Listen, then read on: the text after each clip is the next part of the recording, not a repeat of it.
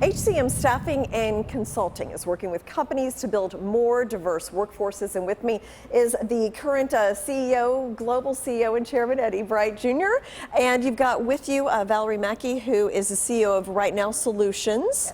And then also Yvette, who is the Chief Diversity Officer of your Invisibility Group. So, all right, so Eddie, let's start with you. So HCM Consulting is the overall kind of umbrella group of all these. So just give me a brief overview of what HCM is all about. And Jane, first of all, thank you for having us today.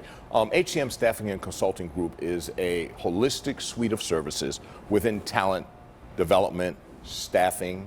When we think about disability, Yvette brings that zone of genius within the disabled space. Valarie has not only executive coaching, but upskilling, reskilling. So it's a holistic suite of services within talent development, just in the delivery of talent, the growth of talent, the development of talent, the retention of talent.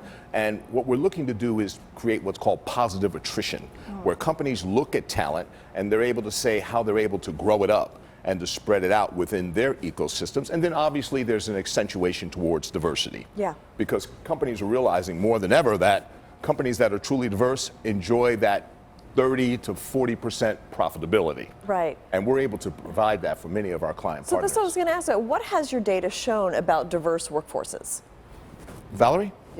So we have seen that it is an increase in innovation. So if you think about, you have people from all these diverse perspectives, so different colleges, and diversity is so many things, right? So the colleges, what many people may call top tier colleges and next tier colleges, technical community colleges, and you have people that are career changers. So when you put all these people together with all these different experiences, like Eddie said, when you have that innovation, 30 to 40% an increase in profitability is what we see, because we're able to innovate in a different way, because there's so many things that people think about when you bring all those brains together, right? No, that's a good point. The diversity is a lot of things. I mean, where you grew up and what your skill set is and all of that. So Yvette, talk to me about what you're doing and what are you bringing to the table? Well, for the most part, we offer resources not just for organizations, but for individuals who are in the area of high-tier talent, who are looking for opportunities, but unfortunately, they look different. And so in our space, what we're doing is making sure that those stats, like the Harvard Business Review, that says that only 14% of even high-performing companies don't include disability in their diversity, market. So what we're doing is we're bringing in diversity, not just diversity in a physical, invisible, or non-invisible way, but diversity of thought. Right, and so we are making sure that they understand that diversity doesn't cost the company more, but it provides a platform for additional services, as you mentioned, because we have different brains and because we are also your consumers and clients. So we can see things differently as we are maybe differently abled, or we can do a lot more with recruitment and retention in those areas within the company itself. What have you found like companies are surprised by or maybe didn't think about? Like, what are some things that you can shed light to these companies on?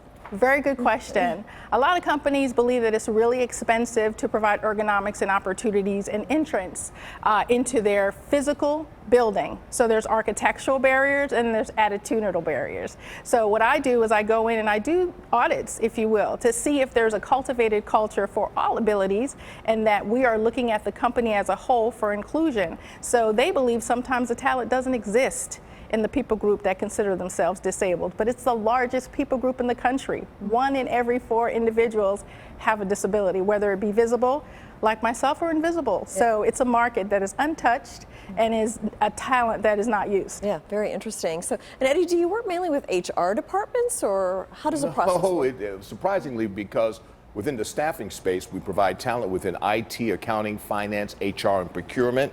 So many times you're dealing with the procurement department. Many times, as you know, organizations have master service providers that you've got to go through them to provide talent. Many times it is the HR department. Many times it's the chief diversity officer that will be the entry point. And Jane, I'll add that this is something that's really critical right now.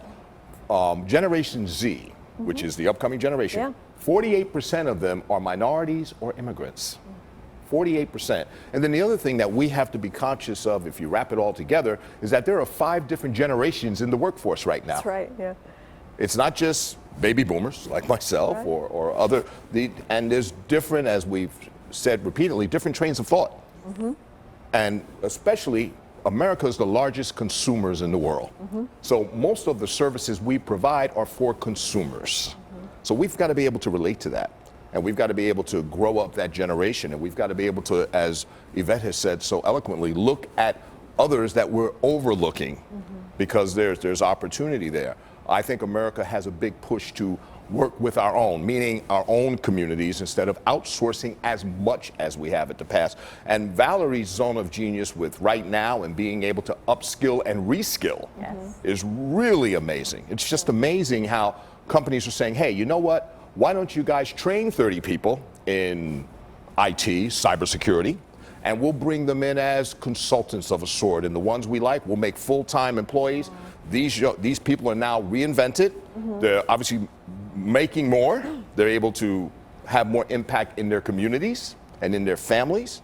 And it's transformational type work that we think we're doing. Well, Valarie, talk to me about what kind of skills are these companies looking for? Yeah, so we work a lot with the company. So first of all, we work with them on what is on your roadmap, what are your priorities, and even what are your employee insight surveys saying. And so based on that, we'll figure out what is going to be most helpful for that company. So it may be that they're going towards cloud engineering. And so now they're moving away, and they used to have database administrators. Well, instead of restructuring those folks out, they can upskill those people within their organization. And you can think about the amount of money that you save of instead of having to bring someone brand new into the organization, you reskill people in your own organization that know what you do, know your culture, and then you actually show that you are investing in them. When you take people out of the company, you have to spend pretty much their whole salary plus the new salary to get them in. About 33% of a salary and get a new person in is spent on advertisement costs, interviewing, posting jobs, and so forth. The other 66% is spent on intangibles, like getting that person up to speed on the company, loss of productivity for the people that are helping that person come up to speed, them, coming up to speed. So if you think about the upskilling and reskilling, so you get that person trained, it's about $10,000. For an internal person to just actually take that new job. So you save so much money, right? You hit the bottom line. Or like we do these boot camp type of programs that look into the community and say, who's a career changer? Who are veterans? Who are people that may not have had access to a 4-year degree? And let's run a program that takes 4 or 5 months to get them skilled up to be a cloud engineer or a cybersecurity person. And when you bring them in, you double their salary, double or triple the salary that they have. It's a benefit to the person, to the economy, and to the company, because again, you get to save money in bringing people in. Instead of outsourcing it, instead of going for the high price consultant, you actually get to bring a new person in. Very interesting. Okay, thank you so much, Eddie and Valarie and Yvette, for coming in. Thank you for having me. Thank you.